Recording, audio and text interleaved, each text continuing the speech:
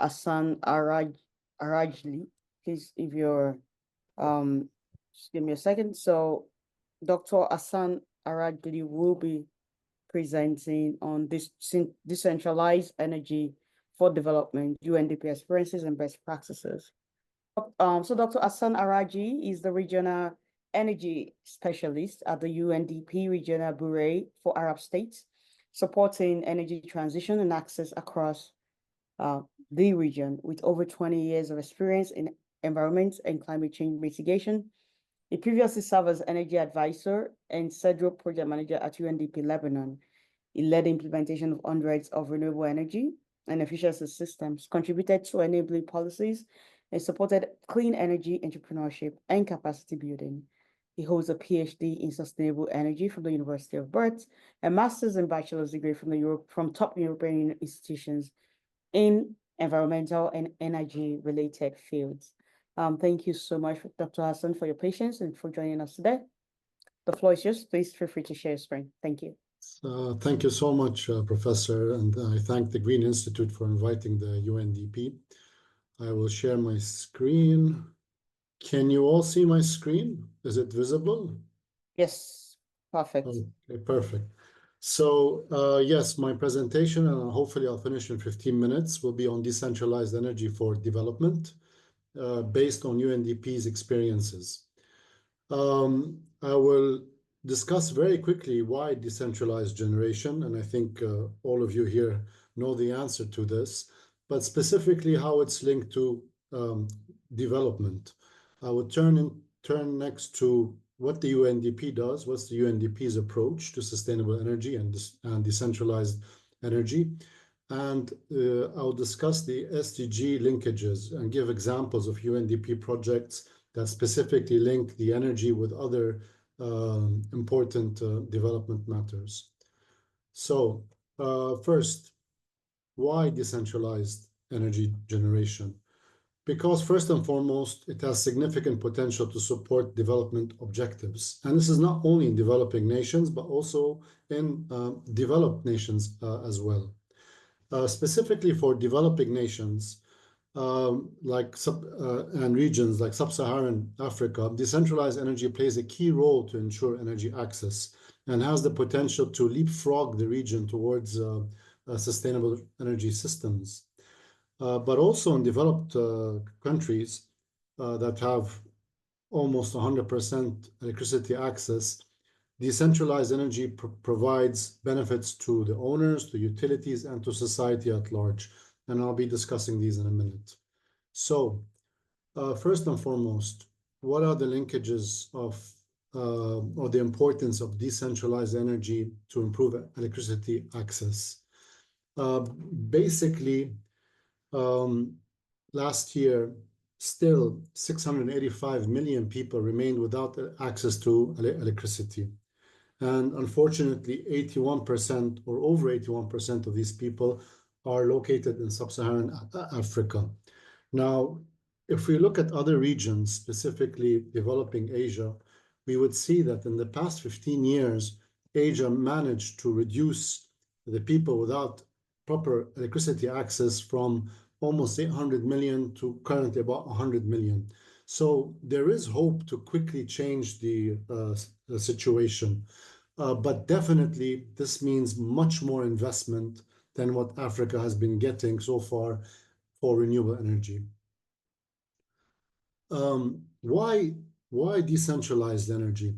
Well, for many reasons, but one very important one is that many of the population characteristics in Africa lend support to the use of decentralized energy. If you look at this map on your screen, this is done by IBM and UNDP, it shows where population has access to electricity and where not. So although this data is a bit old, but it shows that if you want to think about it, if you want to construct big generation plants with transmission lines and distribution, imagine the costs and inefficiencies of doing this, specifically because, according to the World Bank, there's around almost 300,000 population regions that are very much low in terms of, or the population is sparsely located.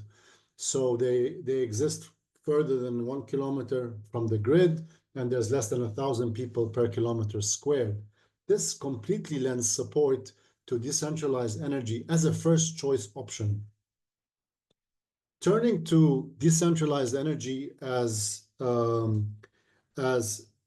really an important source for developed countries, but developing as well.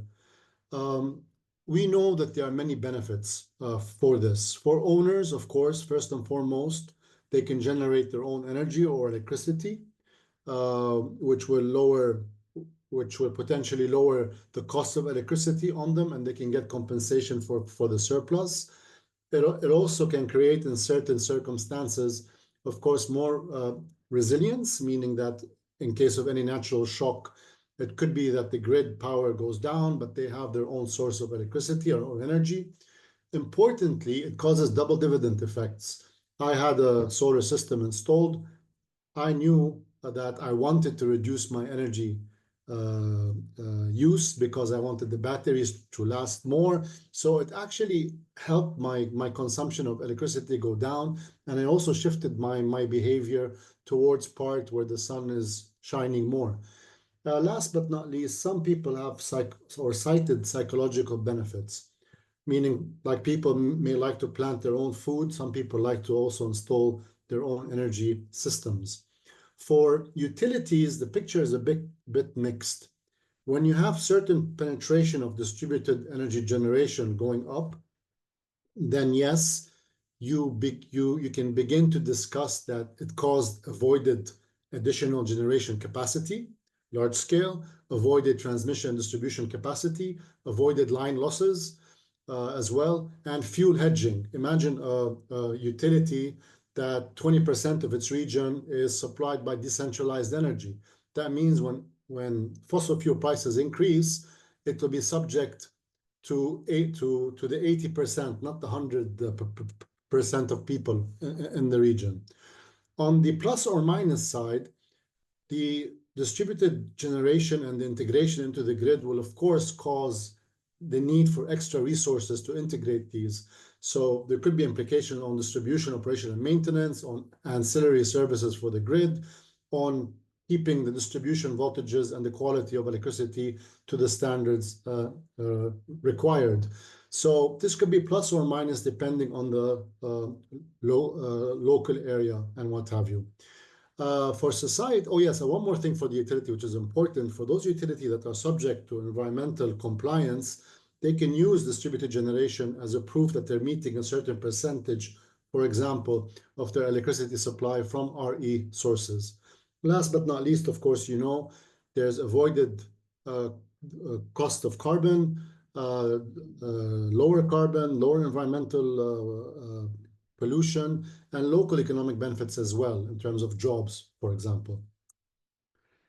And moving on to this, which I'm sure you all know, I don't need to stress it again, the immense reduction over the past 15 years of renewable energy, the costs, it reduced the levelized cost by 90%. And this is immense. And more importantly, we're witnessing a similar reduction on average of battery storage systems.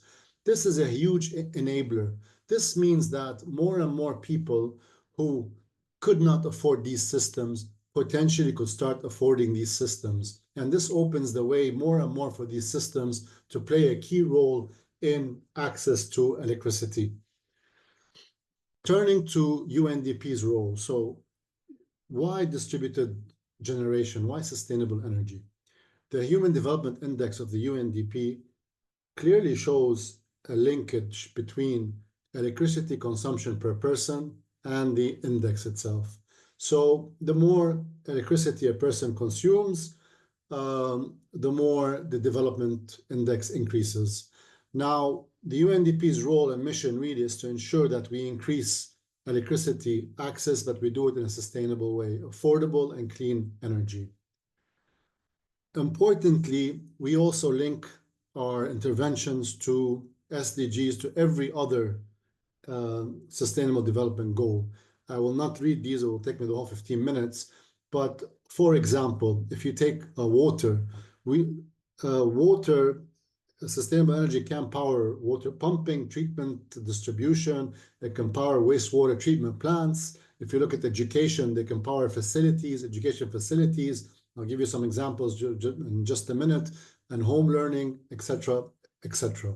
So sustainable energy is really key to, as a prerequisite, as a foundation for every other sustainable energy goal.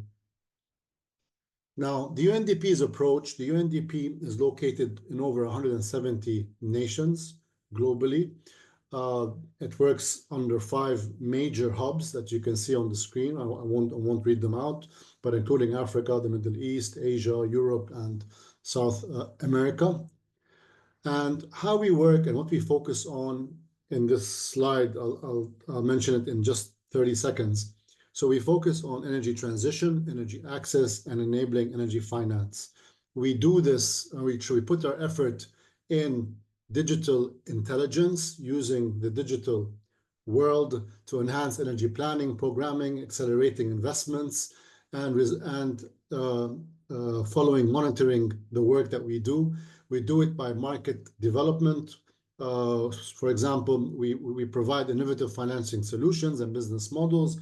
We mobilize finance at scale. We try to identify or to create or to support bankable, sustainable energy interventions. And we do de-risking renewable energy investments as well. How to de-risk renewable energy investments, how to lower the cost of capital. And third, we also do thought leadership. Throughout our experience, we're building knowledge, we're building experience, we're knowing what works, what doesn't, what needs improvement.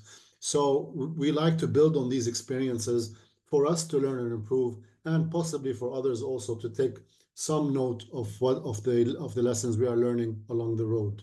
Of course, we do this with an intention to structurally transform energy systems, to build energy resilience, and to leave no one behind. We work on upstream issues like governance and institutional reforms, policy and regulatory support, capacity development, which are essential to really transform energy systems. But we also work downstream, where we actually implement a small solar system, a mini grid, support and utility scale renewables, and so forth. We empower community facilities like healthcare, education systems, public sector buildings, etc. And of course, we direct investment in access to clean energy investments and services. These are now some examples, 4 quick examples, and I'll finish. This is from Lebanon, where I'm from. This is a Solar for Health project where we supported 15 hospitals. It's a 1.5-minute video. I'll play it very quickly, but it's really interesting that you will see what we're doing. It's better than my words. 1 second. Yes. Okay, thank you. So this project was funded by KfW Development Bank, and the importance of this, that it integrated energy efficiency as well as renewable energy. Another project from Nepal. This project provided electricity access to 30,500 households, of which 30% belong to groups in vulnerable situations, like female-headed household, below the poverty line households, and disadvantaged group. The interesting thing about this project is it's focused a lot on gender, on women. They provide a lot of training for women on actually maintaining these systems. And it also supported the power to provide power to a lot of micro enterprises, especially those that were led by women. This project is in Mongolia, in a city called Ulaanbaatar. Sorry about my pronunciation. They had a problem that they use lignite coal for their heating, which caused a lot of air pollution. So the UNDP, through support from the government of France, they did a small pilot facility where they had a solar PV with battery storage. But why is it pilot? Because they then had electrical heaters to heat the home so that they can displace the lignite burning. This project has been successful and hopefully will be upscaled to 100 and 1,000 households. So you can see the linkages here with sustainable cities. Another very important project is the Africa Mini Grid program, which some of you may know. This program works for 21 African nations. It's funded by the Global Environment Facility, and it targets the enablement of mini grids. Basically, it works on policy and regulation, mini grid delivery models, on enabling regulation for mini grids. It works on de-risking mini grid energy investments to make them cheaper so that they can be scaled and replicated better. It builds new building, it develops or introduces new business models, and it actually implements also several mini grids in these 21 nations to build capacity, training, etc., and build a market for the renewable energy. And of course, it has a very strong element in capacity building, which focuses on women. This last project, before I conclude my presentation, is in Yemen. And here, through EU funding and government of Sweden, the project supported Yemen communities with sustainable energy. And this in particular, and the link to education, SDG education, is that it powered 89 educational facilities, which in Yemen, which now they're able to use computers to ventilate classrooms, to provide lighting, to use printers, etc., essential for a good education. The last thing I would like to say is that decentralized energy should be seen as a core energy. It's not an add-on. It's not something that, there's a centralized energy, then you add decentralized. No. In many places, in many situations, decentralized energy should be the number one choice that you have. With the costs going down the way they have, with efficiencies going up in technology. For example, I forgot to mention that capacity factor of solar has increased over the years due to the efficiency gains. All these are making decentralized energy, and with the storage also becoming cheaper, really a choice which is hard to avoid. Decentralized energy is important for developing and developing nations. It has strong links to all SDGs, and this is why I believe that it should continue to get focus, especially in areas that we can transform the energy access statistics on. Thank you very much. I'll stop here. I hope I stayed within the time limit. Yes, thank you so much, Dr. Hassan. That was a very interactive and beautiful presentation. I like the use of the graphics and the image. Gives a lot of connection.